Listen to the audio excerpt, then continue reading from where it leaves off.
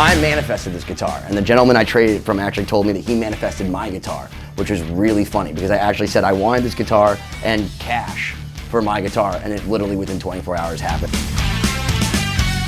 And the thing that's so cool about this is it has the bridge that I would want, because the original 54 bridge that comes with it is a slightly slanted, and it doesn't sound as good intonated. The gentleman actually changed it out for bare knuckle P90s that have reverse phase if you go in the middle, so they actually are hum canceling. But this is a beautiful custom shop 54 reissue in iced tea burst with bare knuckle P90s in it. And of course, I manifest this guitar, and then Jim's like, oh dude, that's fucking sexy. Thou shall not covet your friend's shit.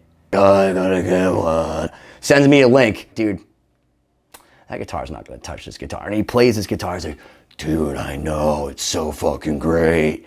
And then next thing I know, he brings this fucking guitar over.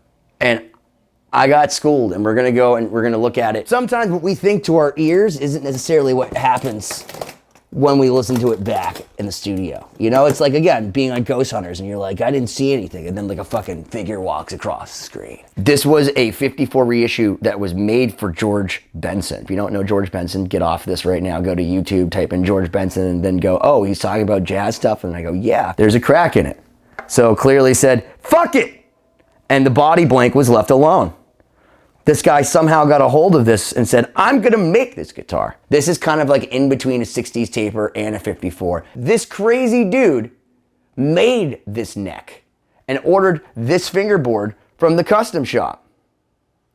Wow, look at the swirly swirls, and look at this headstock. It feels great. The frets on this are awesome. It's definitely not a 54 reissue. You can see because it's a pancake body. Two-piece bodies are referred to as pancake bodies. That's not correct.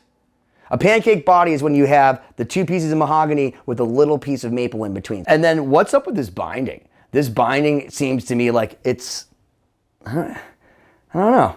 I guess it is normal. I think it's the pancake line that's throwing me off. The wiring inside are rewired 50s P90s with 70s covers. This thing has been beat to shit. You got the Gibson emblem, mother of plastic. Both of these guitars play insane, but we got to do a back-to-back comparison. First off, a little bit heavier, both very balanced. I like all the bird's eye on this. It's really cool. This is definitely more of like, I've been sitting around since 1974 smoking. So, and you have the three-piece body too, which is also very indicative of the 70s. So if it was supposed to be a 54 reissue, they failed miserably in every way, but it's fucking cool.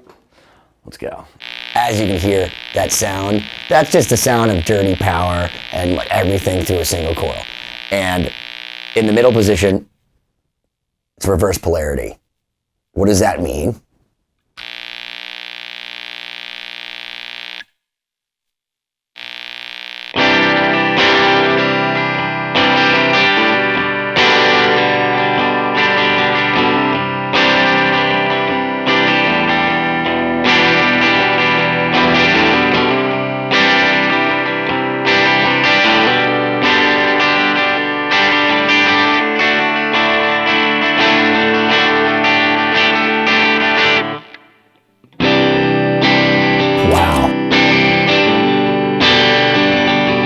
Until you play a lot of vintage Gibsons, you don't realize how chimey and beautiful some of these guitars sound by comparison to, I guess, a lot of the things you hear out there now.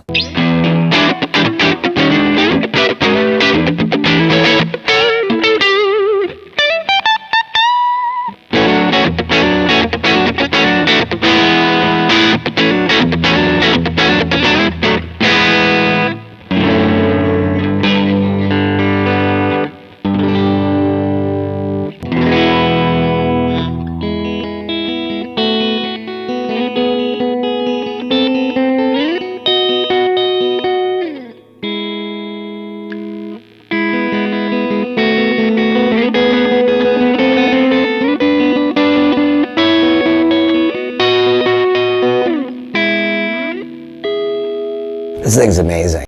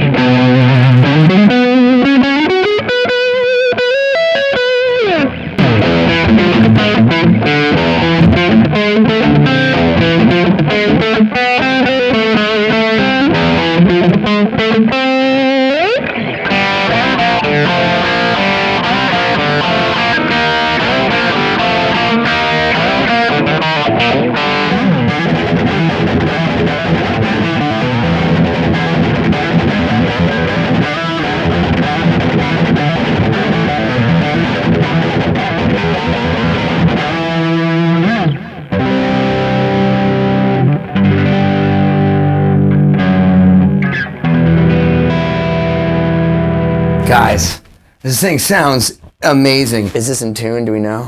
Nope, perfectly in tune. So this is something I love about a guitar like this, is that you just take it out of the case and this guitar feels better than that one does. It's a little bit heavier this way. It's kind of like, it's strange, it's like body heavy. So I don't know if I like the balance as much, but the neck itself is totally the right feel. It seems almost a little thin to me. And these pickups are supposed to be 1950s rewound and 70s cases.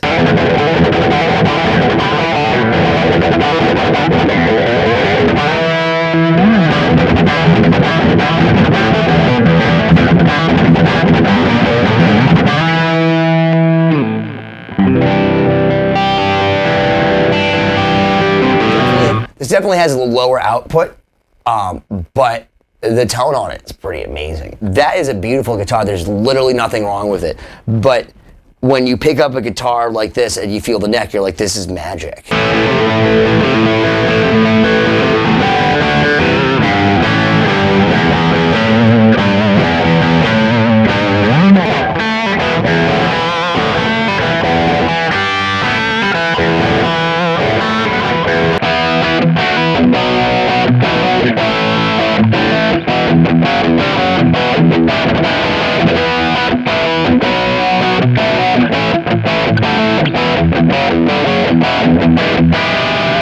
But you play this for a little bit, and the transparency on these pickups. To be able to rake a chord and be able to hear every single note when you have something as saturated as this Bogner, which is like up at like 90%. It's at like 9 level gain.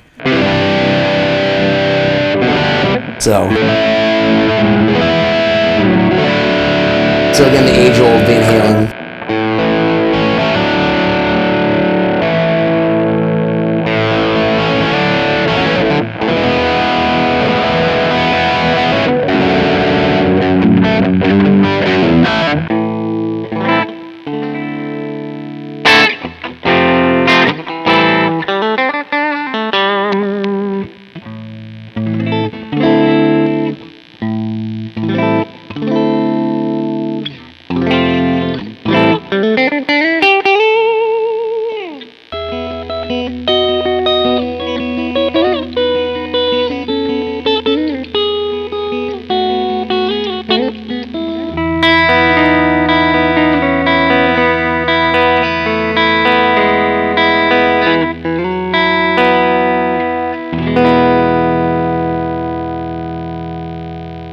That other guitar, the Gibson, I love it. I've been playing on it. I've been practicing on it. I've been really enjoying it. People ask me all the time, like, do you play these guitars? Like, yes.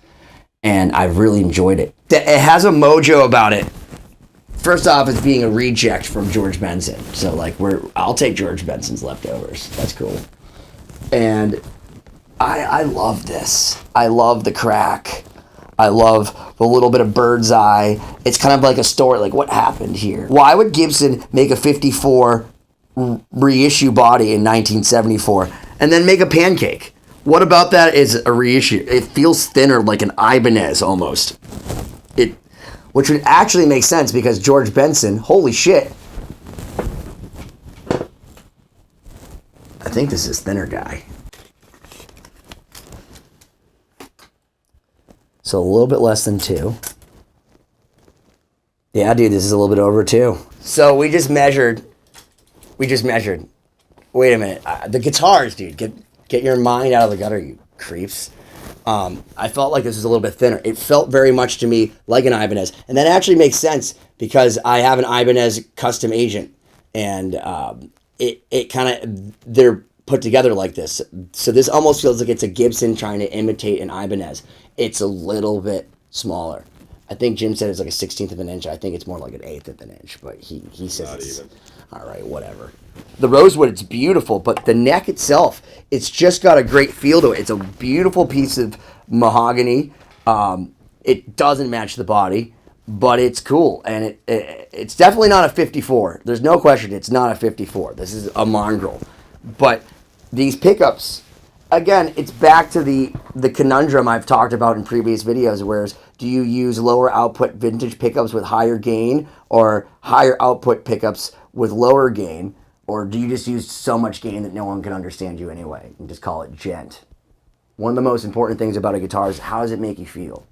Anytime someone sells you a Ferrari, they're like, how does it make you feel? How does it make you feel?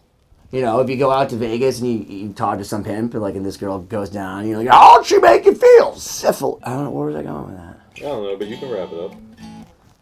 You should wrap it up if you go to Vegas. I pretty much knew exactly that I wanted this guitar. I had an R6 that I had traded, and for the Gibson SJ45, it was part of a giant trade. And I was missing a Gibson with P90s. I'm not a super P90 guy.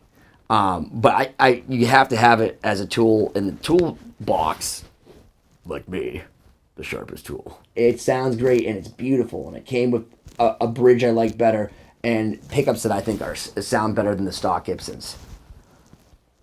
But then you pick up a guitar like this, and it's kind of like when you have like a pretty good opening band, but then you have like Pantera come on stage and they just like rip your face off.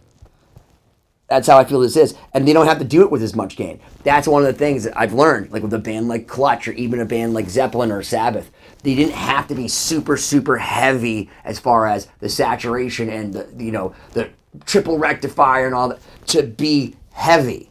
They just had to play low and to groove right and to have Bill Ward on drums and Geezer Butler playing Thunder on the bass. Like, that was a huge part of it. So when you hear bands like Clutch play, they sound heavy because they have such a heavy groove.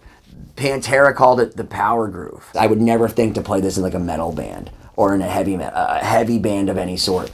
But now that I've become a tone chaser, I realized that if I was going to play heavy music, the way to get detuned sounds to really shine is to play with pickups like this. Not to always have to play with EMGs and Fishman Fluence pickups or whatever. The point I'm getting at, guys, is sometimes the imposter is better than the real thing.